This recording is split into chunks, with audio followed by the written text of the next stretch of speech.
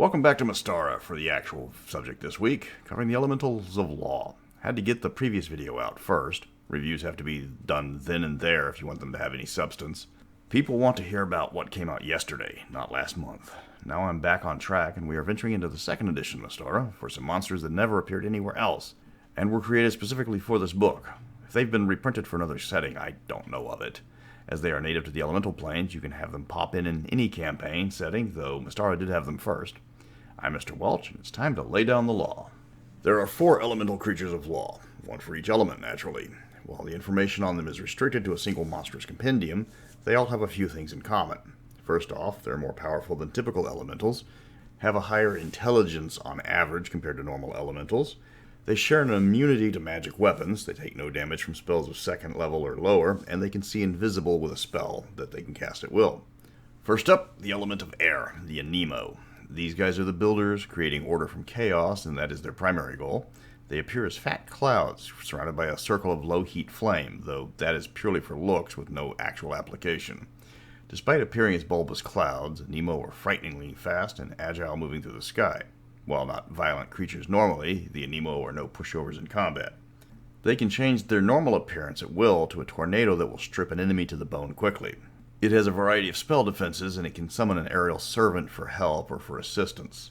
The Anemo are focused on recording all aspects of existence. They try to observe all forms of plant and animal life, recording their appearance, habits, and anything else the Anemo find interesting.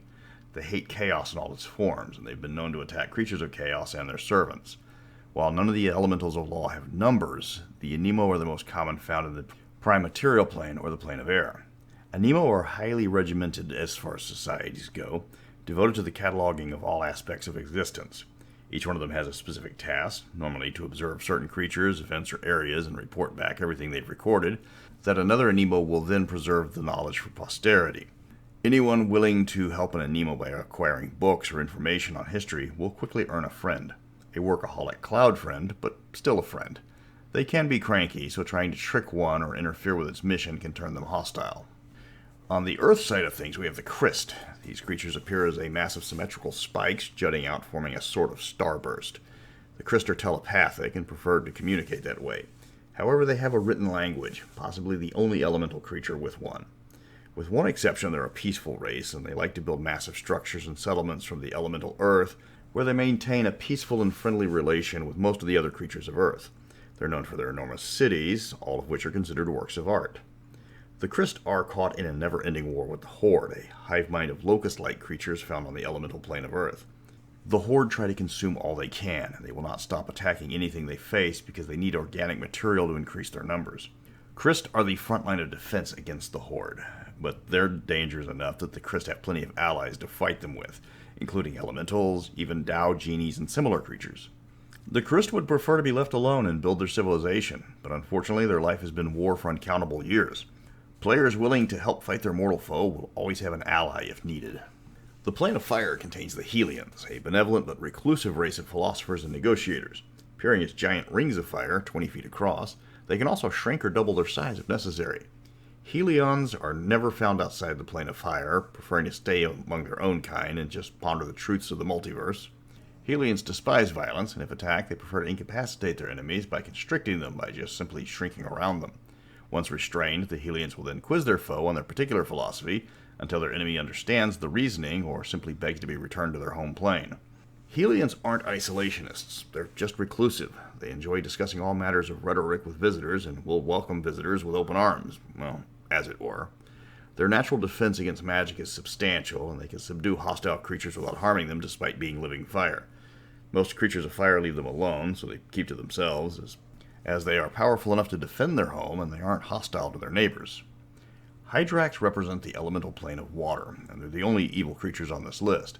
They resemble 8-foot-wide ice crabs, who, while lawful in nature, are also solitary and can't stand the sight of each other. They build elaborate cities from ice, but somehow refuse to work with each other, each adding a different part of the city on their own. They are rugged individualists, despite the fact they're creatures of law and can't stand the presence of each other, often breaking into conflict with their own neighbors. Those aren't the actions of a lawful creature. Hydrax got the short end of all the elemental creatures because they have the smallest description of any of them. They don't even fit in the category they were placed into. I had to completely rewrite the Hydrax to make them fit their own description, making them a race where every Hydrax but the Emperor is enslaved to another Hydrax, with slaves owning slaves in a sick and twisted parody of the feudal society. They remain lawful and evil, with a complex legal system that rewards backstabbing and treachery. The elemental creatures will always remain a lost opportunity for me. Their entries were crammed together in just a few pages, and every one of these needed a full page to just talk about their culture. Instead, we just get a paltry few paragraphs on each, with most of the discussion being their combat abilities. The elementals are definitely there to give some variety to the elemental planes, as they're not like any of the other just basic elementals that you're going to find there. They make great exposition creatures for the most part. They aren't meant to be fought as monsters, except maybe the Hydrax. Using them is easy enough, though you're going to have to plane hop to find most of them, since they're elemental creatures. If you want to run them on other settings, that's not a problem. Considering this book came out right when Planescape was making its debut, I think the sudden addition of extraplanar creatures appearing for the first time in a book that just was mostly converted existing monsters was no coincidence. They give some variety to a region dominated mainly by a single creature type, so that is a benefit. I'm not going to pad this one. I didn't have much to work with, and I gave you everything I could find. Early editions of D&D concentrated heavily on the combat abilities of monsters and not much on their personality or their role in the ecology of the setting. There's one reason why Elminster's ecologies were so popular in Dragon Magazine. Personally, once the creature is utterly mundane, give it at least a full-page write-up and tell the DMs how to use them properly, instead of just rolling for initiative when you put down their miniature. Next week, I'm finishing off this topic with the Elementals of Chaos, who share most of the problems as the lawful versions. If you want copies of Monstrous Compendiums in the PDF form, I will post a link, though you have to actually pay for it. But until next week, remember, I fought the law, and I won.